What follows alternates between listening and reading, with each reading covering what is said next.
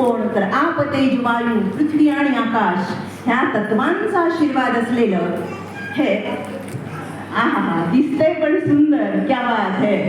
आणि तर ही पंचतत्व जी आहेत तर त्या पंचतत्वांचा आता एका रंगाचं मी महत्त्व सांगते की जल म्हणजेच आपल्या शरीरामध्ये जे रक्ताभिसरण होतं त्याचं प्रतीक आहे ते, म्हणून निळी ओढणी किंवा निळा रंग.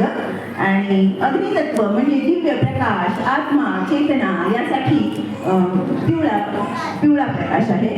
आकाश तत्व म्हणजे मोकळं, मन मोकळं, इथं काहीतरी असावं त्याशिवाय घडता येणार आहे का.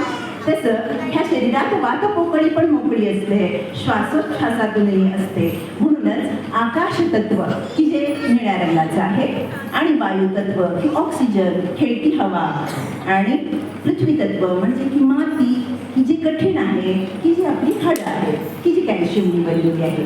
अशा या तत्वांचं आपल्या शरीरात आणि निसर्गात जसं जीव शिव दोन्ही एकच तसं. तर हे आपण आता एकतर मोबाईलचा प्रकाश तुम्ही करून पण आशीर्वाद देऊ शकता.